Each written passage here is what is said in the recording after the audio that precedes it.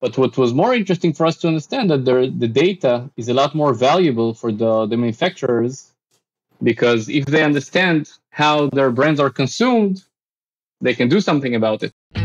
Welcome to 20-Minute Leaders. Just sit back, relax, and learn from the leaders of today. It's a journey. Each one is different, unique, inspiring. Let's get started. This episode is powered by J Ventures, a community-driven VC fund in Silicon Valley in partnership with Leumi Tech, sponsored by Hippo Insurance, Opwest Labs, Turing, Hillel at Stanford, Leap, and in media partnership with CTech. Beer and technology. Two of some of the most interesting and enjoyable pieces of many people's lives. And today I'm honored to be joined by Ori Fingerer, co-founder and chief business development officer at WeissBeerger, a really interesting company that found a really interesting intersection between the two. In his early 20s, Ori started a company that aimed to monitor kindergartens through on-site cameras to prevent any violent or uncomfortable behavior towards children. This startup did not evolve as hoped, but did spark the first light for being an entrepreneur. Following that, Ori pursued entrepreneurship in real estate, finished a law degree and internship, and went to start up a company in the beer industry along his longtime army friend Omer Agiv. Pre its acquisition, WeissBeerger raised more than $15 million from top investors like Gigi Levy, Innovation Endeavors, ICV, and others. Ori likes to enjoy running in his spare time, football fanatic, and a father of two energetic boys. Ori Fingerer, welcome to 20-Minute Leaders. How are you? I'm great, Michael. Thank you for having me. I'm excited to host you, the Chief Business Development at WeissBeerger, Big Data, Beer, two things that I perhaps love most in life, except for my dog, Benny, of course. But I just love what you're doing at WeissBeerger. I got to visit your offices a couple of years ago, and it was just a great experience, even before you were sold to AB InBev. And now I can only imagine, the sky's the limit. But Ori, tell me a little bit about yourself, and I'm going to have to start with your fun fact. Having two middle fingers attached on both legs with the last name Fingerer, is that just a crazy coincidence? Yeah, well, actually, it never occurred to my mind to link between these two phenomena, my last name and the fact that I have two toes that are a bit attached, even more than just a bit. I was thinking a lot about that fun fact before I released the news, but that's the way I was born. A bit like the turtles, the Ninja Turtles, that they have their fingers attached. So, but it never really helped my swimming skills. It's just something you learn to live with. So you can, overcome it. Definitely, 100%. Ori, your trajectory in the tech scene and outside of the tech scene, from monitoring kindergartens to prevent violence to real estate and law and back to big data and ending up with beer. So you did the right track, obviously. Tell me a little bit about, your sense of entrepreneurial spirit going through the years. How does it blossom throughout these different experiences? So I was brought up in a family that is pretty much packed with lawyers. My dad is a lawyer. Both my sisters grew up to become lawyers too. One of them shifted to interior design, but in any case, I had this type of expectation set. So I went on to have a degree in law, to do the internship here in Tel Aviv. But I was never really bought into this world of becoming an actual lawyer. So even during my internship, I partnered with my best friend from the army time, Omer Agiv, and together we founded WeissBeerger. But before that, just after I finished the army, I remember it was an interesting time when kindergarten had some challenging incidents, let's call it, that are becoming a lot more common nowadays. But that was, let's take, about 16, 17 years ago. And I had this idea of tracking kindergartens from remote, having giving access to parents to see what happens to their children throughout the day. But it was times when the regulation just prohibited that significantly. But it was the first time that I actually took a stab at writing a business plan and starting to research, a space to see what the size of the opportunities, et cetera, et cetera. I even went to like a mentorship program to understand better how to do that because I was really clueless at that time. So it didn't materialize to fundraising and commercial, but I went and signed up a few kindergartens and signed quite a bit of parents that wanted this to happen. But it was the first experience, I would say, of entrepreneurship in a sense. Um, and then in terms of real estate, when I was about in my early 20s, my dad gave me like $20,000. He said, go on, do something productive with this. So in Haifa, where I grew up at that time, it was enough to buy something, a small apartment. And then throughout the years, I played with the idea of renovating and etc. And it was interesting and something that I had passion to. But real estate, it's more about the financial play, and I wanted to do something that I also have passion to. And beer is a big passion. Right. So moving forward at about 2011, we identified a huge gap in a very old-fashioned industry at the time. Nowadays, 2021, there's in every organization there's a chief information officer, chief innovation. Big data is such a overused word in a sense. But at that time, simply did not have visibility to what's happening in the stores, in the bars and restaurants. And what we wanted to do is provide these large corporates with visibility to help them basically become a lot more efficient and base their decision-making processes on data.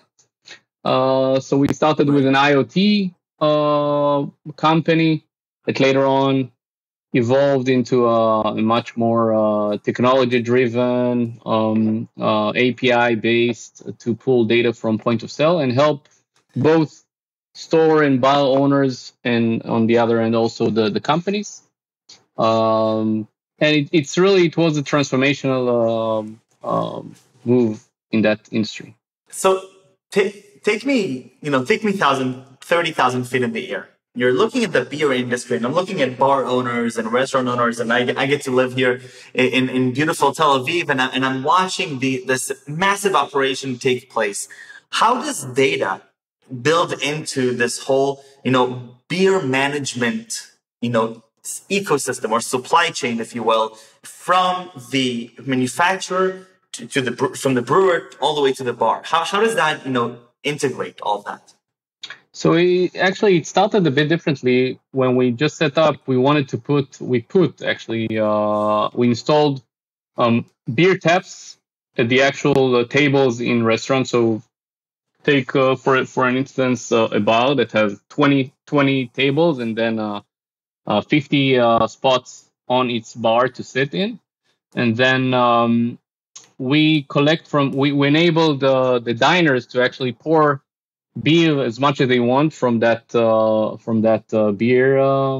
beer system, and they can drink as much as they want, and they have like a counter that tells them, okay, you drank X amounts, and you don't necessarily have to drink half a pint or a pint, etc., and then you pay as much as you drink.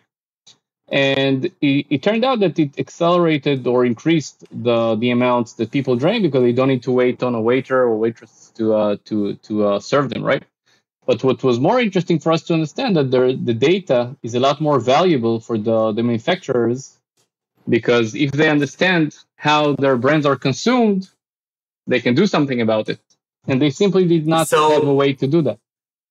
Right, because what I'm imagining is that, they're selling the beers in barrels, and then, a full barrel is a lot. And I imagine that quite frequently bars don't fulfill the entire barrel before it's unusable. And so they don't actually have a grasp at how are consumers actually drinking us? So are they enjoying, just a pint, maybe a half, maybe a third? Who knows how they're drinking, right? And then they can actually modify the beer if they knew how the customers are reacting. Yeah, but the interesting piece about it, Michael, and talking about startup life, the amount of no's, of negative answers that we receive. When we started having this idea, we went to the leaders of the Israeli beverage ecosystem, let's call it, CEOs, CMOs of the top companies in Israel that are leading this space, and we're talking about hundreds of millions of shekels and perhaps even billions of shekels type of companies. And all of them told us, guys, this is like a waste of time. You should either retire completely or move to a shift to tracking oils from heavy machinery factories, and gave us a very cold shoulder. The amount of time I left meetings saying, okay, this is the end of the road is count, like you cannot really count how many times it happened. Luckily for me, I had Omer as a partner who constantly, what? It was an amazing meeting. This is just the beginning. I'm like, were we at the same meeting just now? So wow. You need to have a partner that complements you, and I think we are like that. But really now it's kind of funny to meet these type of people who told us, listen, there will be no demand for you guys in the industry, and now we're a part of the world's largest beer company, which is according, this is a public company, so it's about $50 billion in revenues annually, and it's like by far the biggest out there. So it's a good journey overall. Was there a aha moment throughout the way? Because I'm hearing that in the beginning there was a lot of skepticism, and you have a wonderful co-founder, Omer, that can push forward, and it sounds like the two of you complement each other quite beautifully.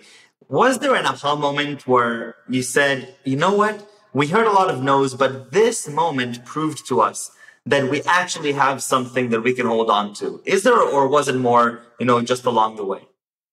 So actually, there is no aha moment, unfortunately. There's just like a lot of, there's demand to it. Companies are willing to pay for it. Companies are willing to scale with this. And then you understand that you have something concrete. But until you're joining forces and people are actually, I think the acquisition is somewhat of an aha moment that concludes everything. You're saying, okay, there's no better stamp than there's a room for this, right? But it was quite a journey. Just to put in perspective, it took us about 7 years. So wow. It wasn't one of those 18 months type of stories you hear about nowadays. So now that you're working with the beer industry, traditional industry, and I imagine that a lot of the people in your day to day don't necessarily talk in the same slang and the same work environment that you're used to from an Israeli startup perspective. Do you find that there are differences or clashes or changes of mentality in your day to day? Yeah, so there are none, and I'll tell you why. Many people that meet you post acquisition, they're like, so how are you going to stay there? Like, what's keeping you there? We Israelis, we know best, right? And you're joining the world's giant beer company, and turns out there's a lot to learn, to say the least. Like, these guys are pros. There's a reason why they're so good at what they do. It's not they, it's actually we. Like, we're definitely a part of the family. But the interesting thing about AB InBev is that they became a technology giant too. So in the last few years, they opened so many different arms that simply deal with innovation and technology and acquisition of we were, and that's interesting, we were the first technological acquisition of AB InBev in the history, which should not be taken lightly. We're not a cybersecurity in the cybersecurity space. We're a beverage startup doing what we call BevTech. So it is outstanding, but nowadays they are so much focused on developing technologies, and they speak the same language, and they teach us every day a lot. So it's a very nurturing kind of relationship. And so, if we look today at the beer market, the way that either from the bar's perspective or from the brewery manufacturing perspective, what is left? So, what can we get excited about in the introduction of technology to this traditional, older type of business? What is left? So actually, we did not plan that, Michael. You know that, but it's you're actually leading me to the interesting piece. It took us quite some time to find our role in the organization in such a huge company, over 100,000 employees, maybe in that. Wow. And how many are you? We're now 70 plus. Wow. And we, I think, the organization had the right kind of patience to find how they can best utilize our resources, our data analytics capabilities. And we are now a part of an arm which is called Bees. Bees is AB InBev's B2B play that leads their digital transformation process. And basically, it enables store owners, bar owners, restaurant owners to order their merchandise through a marketplace, an online marketplace. It may sound basic, but it's unbelievable because people all over LATAM, all over Latin America, that used to call their sales rep and tell them how many cases of beer and cans and bottles they want to order. Now they simply go online. They have a very simple and strong app to use, which is called Bees.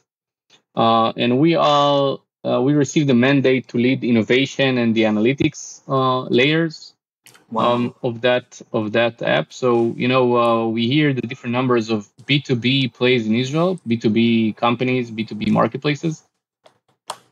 Bees, without mentioning getting too into the numbers too far, but it has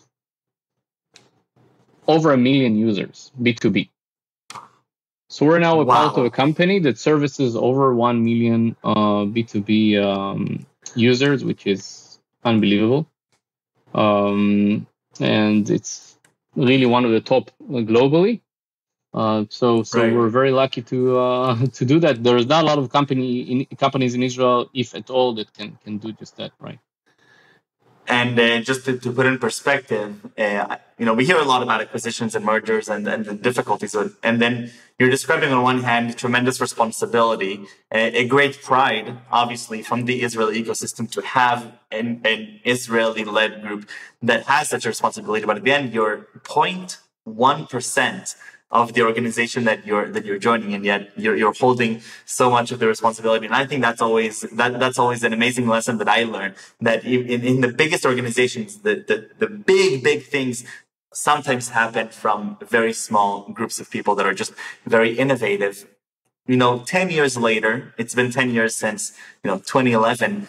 Where are you now? What gets you excited every day to wake up, walk into the same, the organization that you're part of, and say, I'm still passionate about this? I think, as I said earlier, the ability to learn, like, is immense. Just think about it, you have the top guys in every aspect of the business you can learn from. So that's one thing. And on top of that, it's the ability to make an impact to a purpose. We're now literally impacting the lives of SMBs across so many markets. And this solution is only expanding. So the ability to help people do better business is such a good cause. And it may sound like a cliche, but how many companies can really say that they're impacting lives nowadays? It Right. exists, thankfully, but not a ton of companies, right? And Right. then and Ori, it's thank our you baby. so much. Thank you, Michal. And that's the most important part in the end. Thank you really for coming here. It's been really a pleasure. I have a few fun questions that I cannot skip. Are you ready for them? I think, let's see. Okay, so we'll get started easy. We'll get a little bit more complicated. Easy question first. Favorite subject in school, K to 12? Yeah, well, I thought about this. I was not the best student. I was more focused on the social aspect of things. But sociology was always something that I liked. Somehow led me to a bit of being interested in politics, etc. If I need to pick, but not mathematics, not physics, not computer science. I did all besides computer science, of course. I love that. Okay, one of your role models or somebody that you look up to, somebody that inspires you. So when I read it, the first name that came to mind was Yitzhak Rabin. I don't know if you got that previously. Okay. But if I I have have to not. define the characteristics and I think nowadays it's even more challenging to find, is someone who's not afraid to speak their minds, even when it doesn't serve their interests. Everyone are, doing whatever will, get them to their ultimate goal, right? So I think people that speak their minds without being afraid of the concerns. There's a great podcast that I actually hear, and I like the guy because he serves some. He's not an idol, but Scott Galloway. Do you follow it, Prof G? Okay. I do not, but I'm gonna take a listen. You have to. And he's the kind of I love guy. that. Wonderful. I love that. Okay, and the last question that I have for you: 3 words that you would choose to describe yourself. Perseverance, drive, and which one? I actually wrote it down somewhere. Wait, ambitious. I love that. Ori, thank you very, very much. It was really a pleasure. And best of luck with everything that you're doing. I love the journey, and I love the insights from also the internally and the ability to continuously learn and not look for the quick exit, but really gain passion for what you're doing and having so much tremendous responsibility within such an incredible organization. Ori, thank you very, very much for joining, and stay safe and stay healthy. Thank you, Michael. Thank you for having me.